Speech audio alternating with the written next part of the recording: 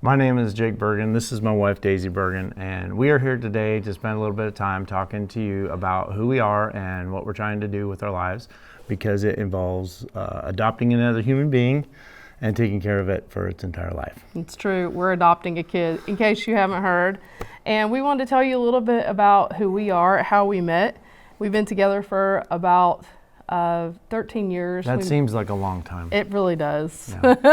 Yeah. We met about 15 years ago through a mutual friend. And we have a son that's 25, Jake's birth son of my heart. And we are looking to build our family. But Jake, can you tell them a little bit about where you come from? No, not really. Why not? Okay, I'll do it. So anyway, I was born and raised in Montana. Grew up there hunting and fishing, spent a lot of times in the outdoors, and grew up in a very kind of independent, do-it-yourself culture. We had a garden. We had all those kind of things that we did.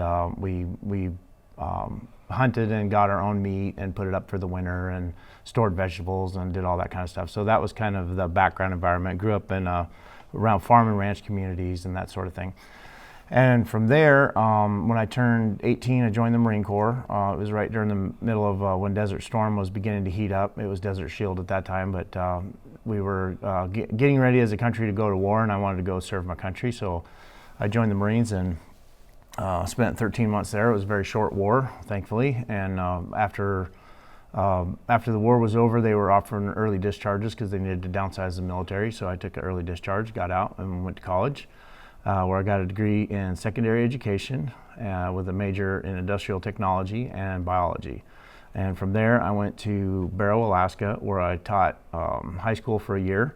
And then after that, I went into construction again and worked up on the North Slope for a little over a year, building everything from schools to log cabins to houses and all kind of things like that. And then decided to come back to Montana because I missed my family who was there, and moved back to Montana. Spent 4 years working at a cabinet shop building high-end cabinetry for the movie stars that were moving into Montana, which was kind of interesting. There's some pretty fantastic houses, unbelievable stuff they were building. I got to be a part of. That was cool. And then from there, I had met my first wife, and she was from South Carolina, so I ended up moving to South Carolina. Spent 4 or 5 years down there, and I got a job driving truck and drove all over the United States. Got to see every single state except for the one way up in the corner. And got saved. Yeah, and I got While saved. he was driving a truck. Yeah. So one of the guys I was in truck driving school with was a minister, and he led me to the Lord during that time. So, Baptized him in a creek. Yep. Yeah.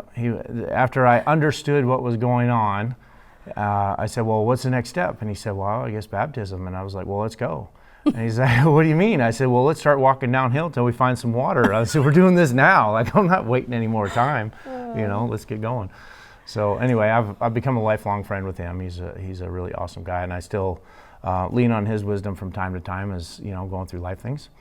And so then I met my wife through a mutual friend, and we found a church at that time that we were really learning a lot from. So we spent a good bit of time there, and I'm going to let you jump into the story because that's where we kind of intersect. So, like when I first saw him, like he had a hat on, not much unlike this one, and it was actually Christmas evening, and he looked like he had come from work, which doesn't surprise me because this is who this man is.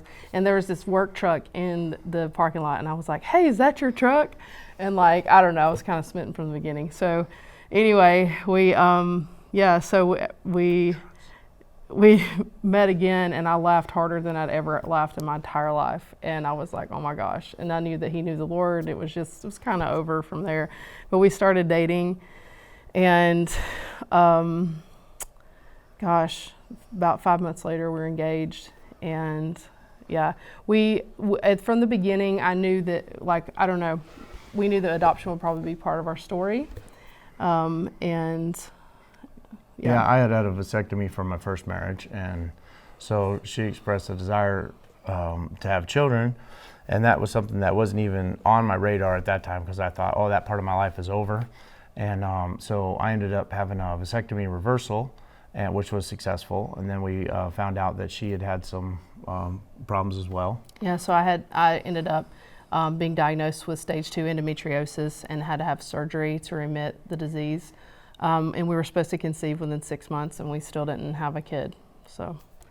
Yeah, we had to go to New York City. Went to New York City. Yeah, we got to see that big building where they filmed Yeah. Ghostbusters, if you've ever seen that movie. Yeah, we had a specialist because so many people that I know have the disease and they've had multiple surgeries. And I didn't want to have multiple surgeries because he got to the root of the disease. And my quality of life got significantly better, was in a lot less pain.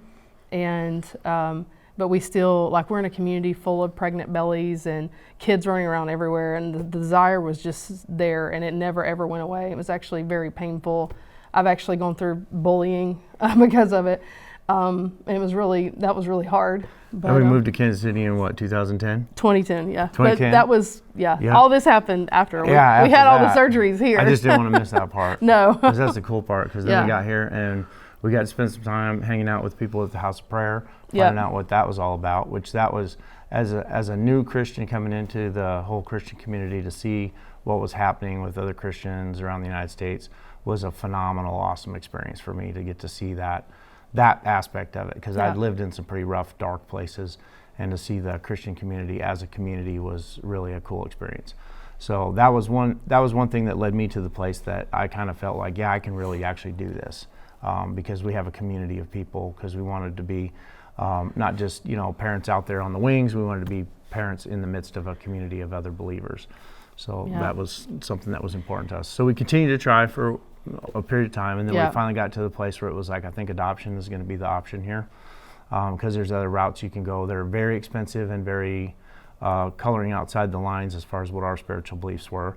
So we felt like adoption was a good choice. And we had actually, interestingly enough, even before we were married, we were prayed over, and they're like, "You're like Abraham and Sarah," and I'm like, "Okay, whatever." And I had no idea how we would be. Wait, then what happened to us? We got old. Look at us. No. I know, no, the other stuff. Well, I don't know. So you had the endometriosis stuff, and then I was working construction, and I fell off of well, I'll tell that in a second. No, but I wanna we, tell that in story. faith, we like that bought story. these little ones. And so we believed, we still believe that we're going to build our family. And this was like a sign of faith to believe for the kiddos that God was going to bring. But yeah, so last 6 months have been really tricky, and I'll let you leave. Because I tried to take flying lessons. It's true. Yeah, but apparently Superman has got some kind of like something he does that I wasn't doing right. So I fell off of a roof and fell about 15 feet, landed on some concrete steps, and I broke 5 ribs in my left arm. And so that kind of got me all messed up. So I spent a couple months down from that, wasn't able to work, pretty much wiped out all of our savings. And then I got back to where I could start working about 3-4 hours a day and started working again. And I was at the job working my 3-4 hour day one day, and I got a call that my tools had been stolen, or my truck had been stolen. So they stole my truck and took all my tools and everything. And so that was the second time. Start over from scratch. Yeah, Just two days after our adoption orientation, we had close to 4,000 stolen off a job site, and they tried to steal the truck, but they couldn't. Yeah. And then I lost track. Yeah, it's seriously. So it's been a crazy few months. And then like a couple of weeks after he had his fall, I was rear-ended, and I've recovered from the whiplash. It's just been like one thing after another since we started this journey. Yeah. But we made it through, and we have been home study approved, and we're so excited. And so many of you have reached out and said, "Hey, how can we help you?" And we had about 3 different ways we wanted to let you guys know that you could help. Number one, we're doing a private adoption. And that's different from an agency adoption, and then that's a lot cheaper. It's $5,000 to $10,000, where an agency adoption is about $20,000 plus, because you have to sometimes pay for the birth mother's rent and utilities and hospitalization. There's different things you have to pay for in the mix. And then, so if you know a birth mom, we have a home study and a profile book that we can give you so that she can check us out and see if we're who she would like to go with.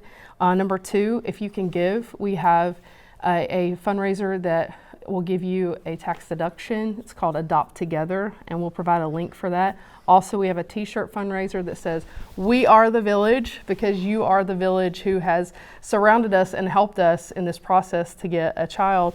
And then pray for us. This is a paper pregnancy, and pregnancies typically lasts 9 months, but we have no idea how long ours is going to last. But we are continuing and believing for the kiddo that God has for us. So if you feel like you're one of the village people and you want to help,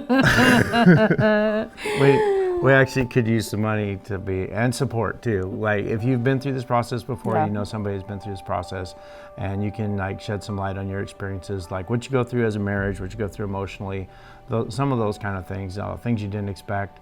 You know, that's some of the information that we need to be able to be successful parents through this process. So we love you, we appreciate you, and thanks for listening. Is that it? Holy cow, that went fast.